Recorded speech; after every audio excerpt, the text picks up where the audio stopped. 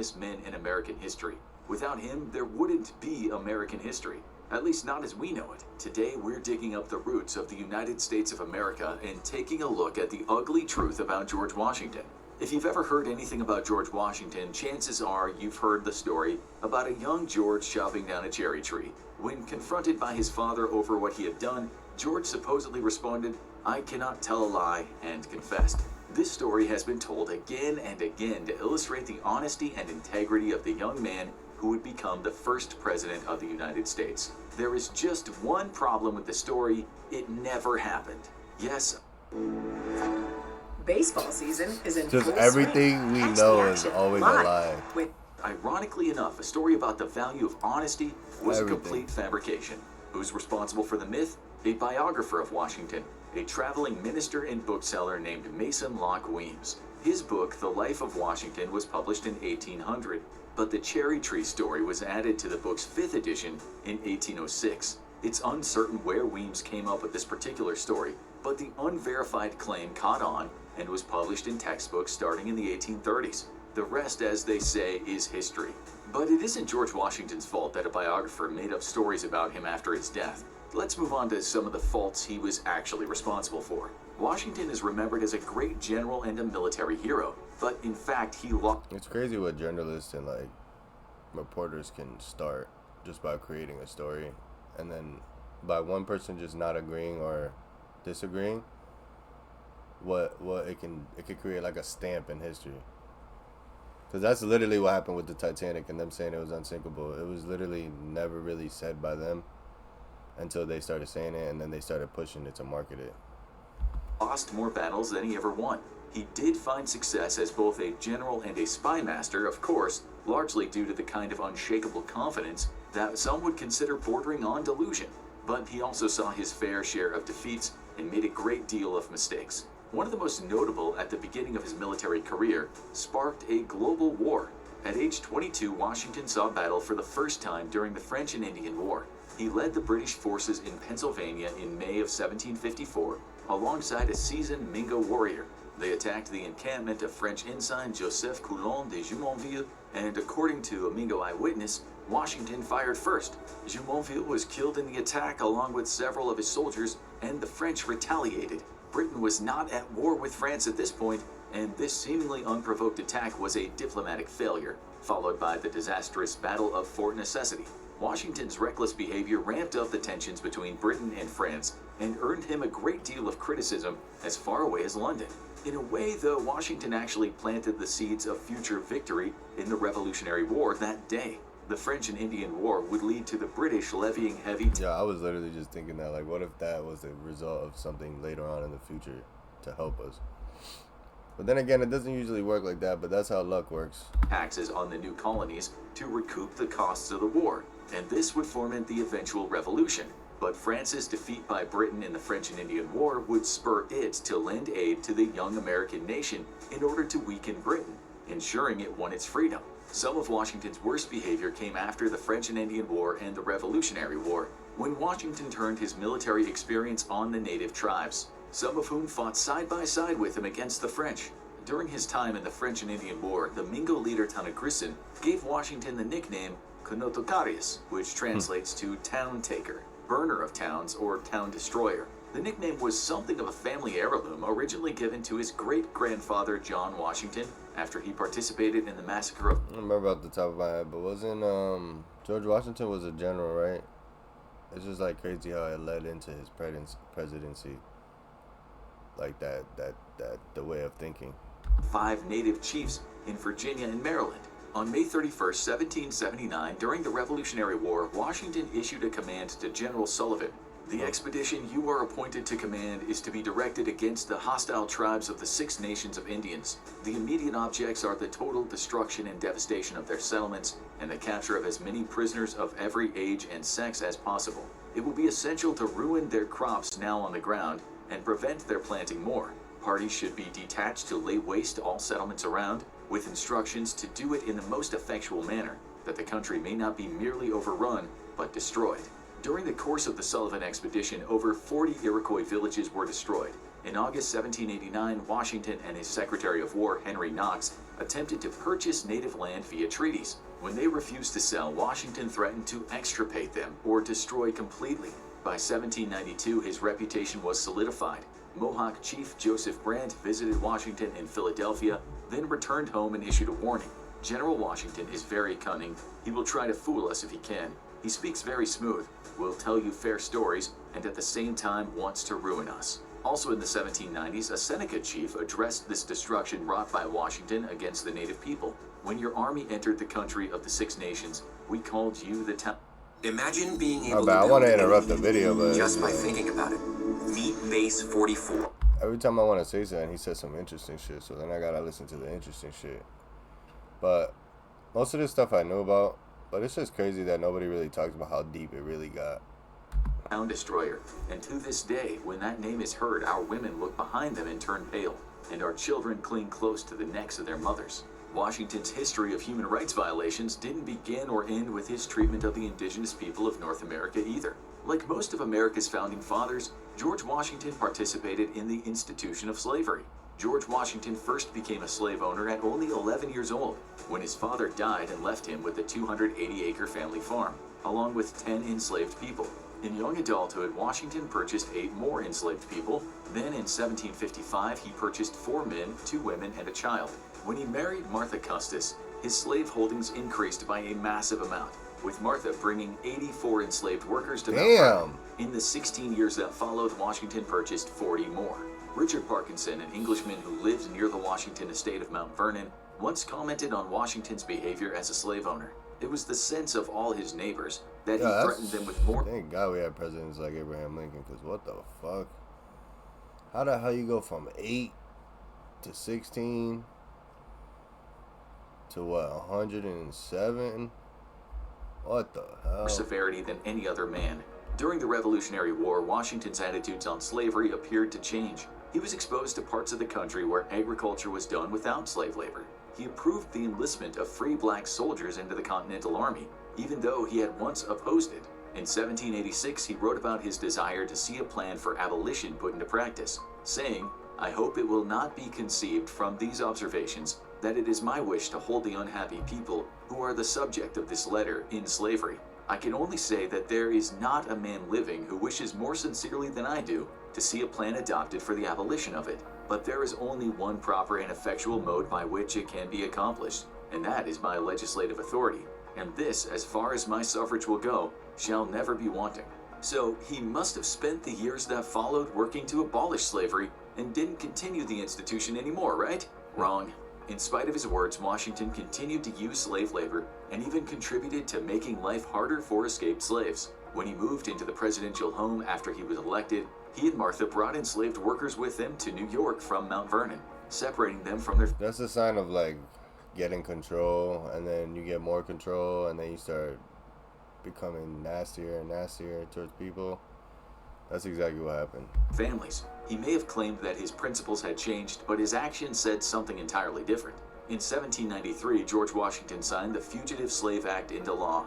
This act guaranteed the right for a slaveholder to recover an escaped slave and put enslaved people who escaped to freedom at risk of being recaptured and brought back into slavery for the rest of their lives. The act was written at the same time as a controversial case wherein a free black man named John Davis was kidnapped from Pennsylvania and taken to Virginia, forced into slavery. The act also made it a federal crime for anyone to assist a person escaping from slavery or to interfere with the escaped slave's capture. Washington had his own direct experience with fugitive slaves. What the fuck? Even if you get kidnapped into slavery and you try to escape, it just means you're gonna be there for longer in life? This fucking country. After one of his own escaped from Not his even home, this country, it's fleeing just the a lot of bondage there shit. for a life Because of freedom. even before this country, I'm not even gonna get into it. But even before this, it was worse, and then it was worse, and it was worse.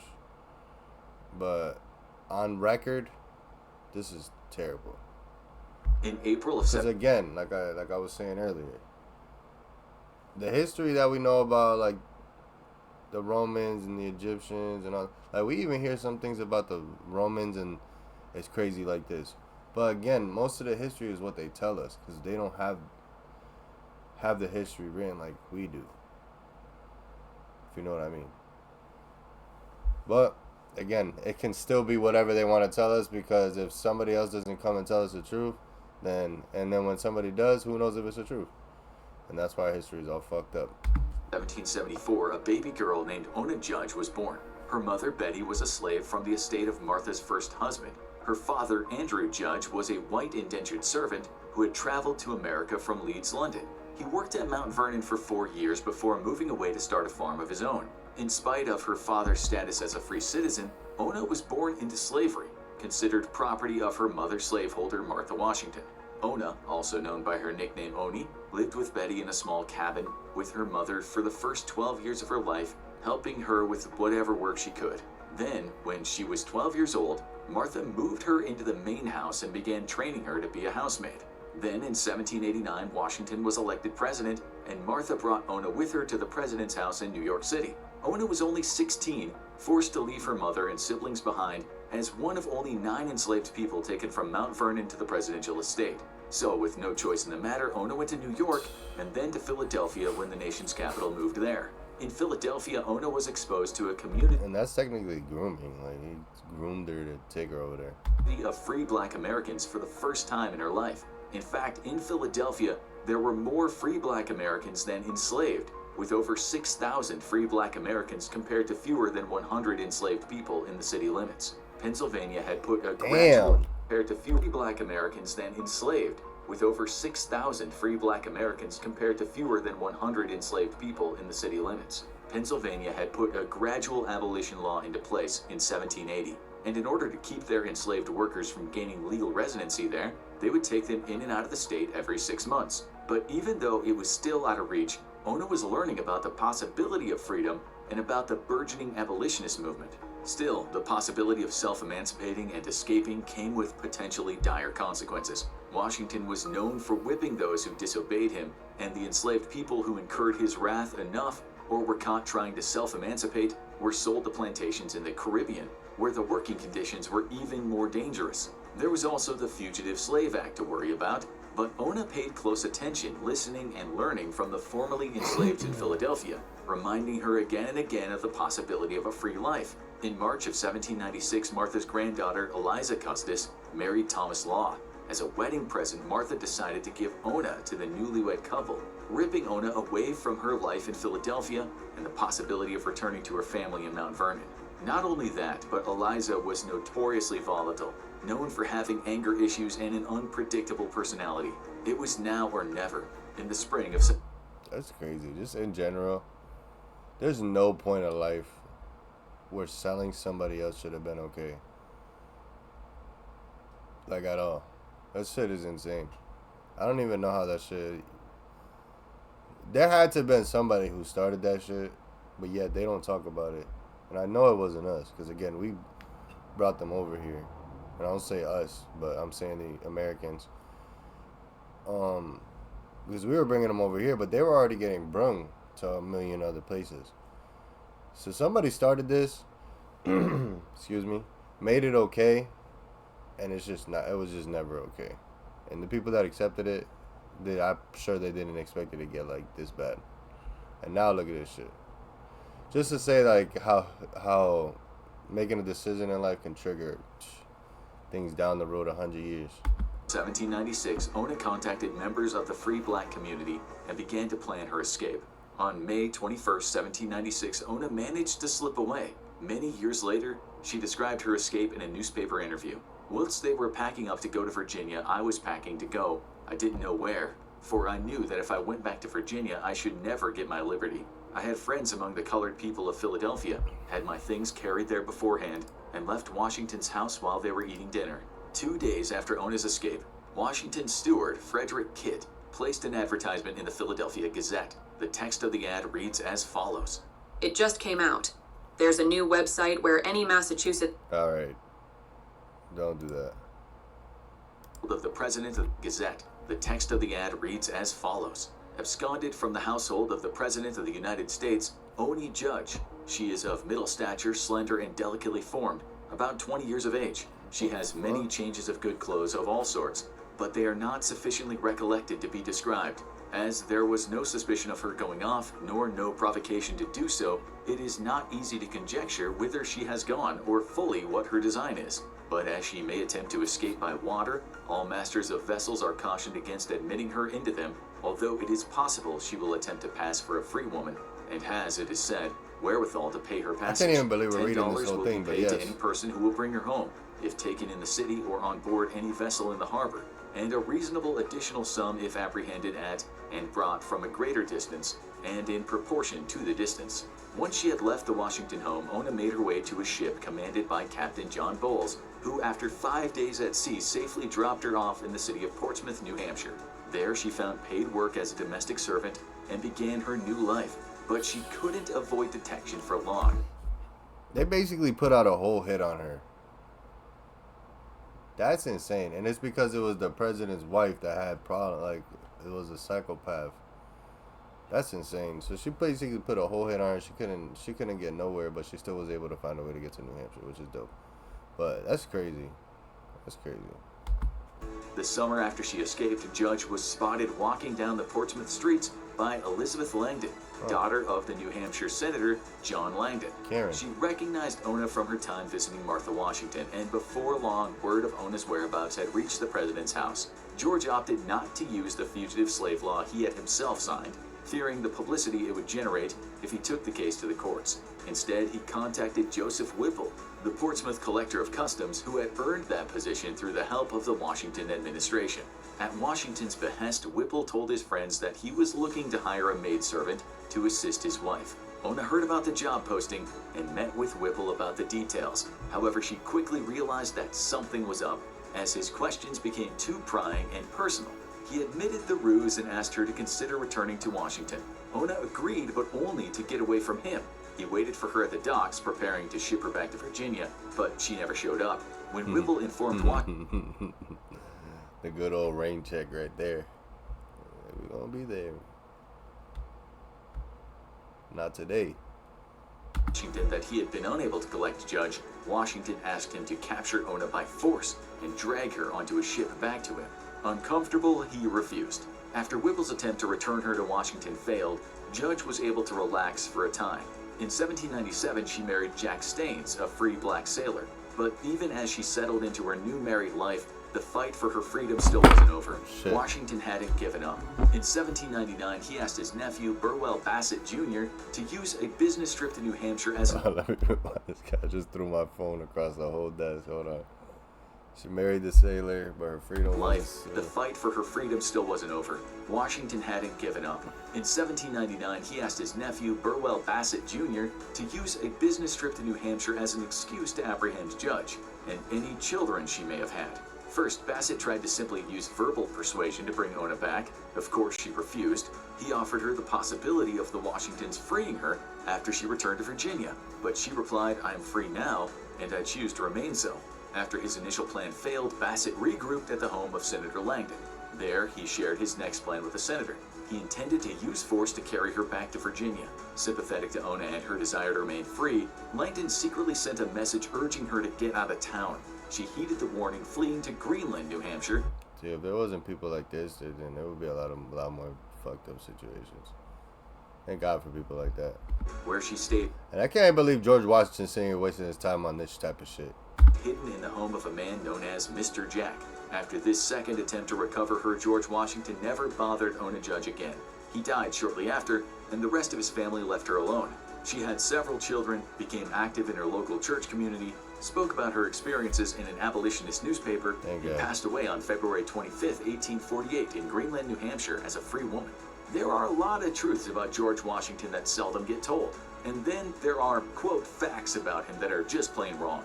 You might be under the impression that George Washington had fake teeth made from wood. He did have dentures, that much is true. When he first entered office, he wore dentures made from brass, ivory, and gold, built by the dentist John Greenwood. There's also a distinct possibility that at some point he wore dentures constructed from human teeth, specifically constructed from the purchased teeth of enslaved people. Who the fuck? Who the fuck? Who the fuck gets teeth from other people to put in their mouth? To flex? Like, from that gotta human be teeth, some rich shit back then. specifically constructed Like, from what the the purchased fuck? teeth of enslaved people. That's sick. On at least one occasion, Washington is confirmed. That's like putting animal teeth in your mouth. Like, coming down to a point where you gotta put animal teeth in your mouth just so you don't gotta, you know? Like, what the hell? That's sick as fuck. Who have purchased teeth from an unidentified enslaved person. Mount Vernon's plantation manager recorded this transaction in May of 1784. Cash in exchange for 9 teeth. It's been debated whether or not these teeth were purchased for Washington's direct use or on behalf of French dentist Jean-Pierre Lemeur. But whatever the case might have been, Washington did buy them. A commonly repeated fact about George Washington is that he stipulated in his will that all of his enslaved workers would be freed on the occasion of his death. Well, that was indeed written into his will. What happened at Mount Vernon following Washington's death was a different story. See, the will also insisted that ownership of the enslaved workers would pass to Martha, who would own them for as long as she wanted. So, he didn't actually free them at all, only pass them from one form of bondage to another. That's why you can never trust. You can't trust nobody, bruh. At the time of his death, Washington owned 123 enslaved people. Martha chose to free. They should have killed his ass. I'm be dead ass. They should have killed his ass. I don't know. I don't understand how these people lived so long with so many people, but One of them, William Lee. The others remained enslaved, growing increasingly and understandably resentful of her. After a fire was set at Mount Vernon and rumors of a plan to poison her began to circulate, Martha eventually freed George's enslaved workers in January of 1801. Those owned by Martha weren't so lucky. After she died, they were left to her children. So, though it might have seemed like a noble gesture for Washington to free his enslaved workers in his will, it was little more than just that, a gesture, and an empty one. George Washington was a man of many contradictions. According to one story, a man staying at Mount Vernon once tried to sexually assault one of the enslaved women working in the house. At the sound of her scream, Washington burst from his bedroom and kicked the man down the stairs. However, at the same time, there was a rumor that he himself sexually abused the women working in his house. During the Revolutionary War, that's why I felt like he wanted that owner girl so bad. He was probably being a weirdo. He banned his soldiers from playing cards, cursing, or bathing naked anywhere a civilian might see them. But he had no qualms about violence and killing, particularly when employed against the native tribes that stood in the way of the expansion of the U.S. His violence extended to his own troops, too. Deserters could receive up to 1,000 lashes, and 2 men court-martialed by the general were hanged from the gallows 40 feet in the air, serving as an example to the rest of the men. He fought for life, liberty, and the pursuit of happiness. He signed the Declaration of Independence, stating all men to be created equal, but stripped independence from countless men, women, and children. How do you sign a Declaration of Independence? All men are created equal. And then you don't even treat everybody equal. That's what this country is built off of. Bullshit. I'm not trying to shit on the United States. I'm just saying. States of America itself, the legacy of George Washington is not simple, clean, or bloodless. When celebrating the results of his accomplishments and the nation he helped to build, it's important that we don't erase the evils that he was complicit in either. After all, if we can't learn from the wrongdoings of the great men of history, we will be doomed to repeat them. Now, go check out U.S. Alright, don't do that. Don't promote on my shit. Hey, they ain't wrong there. You can't believe in one, then you can't believe in the other. I'm gonna do this video. This is a 12-minute video, but I am gonna run to the bathroom, take a bathroom break real quick. Don't be here. I don't know. Somebody else will.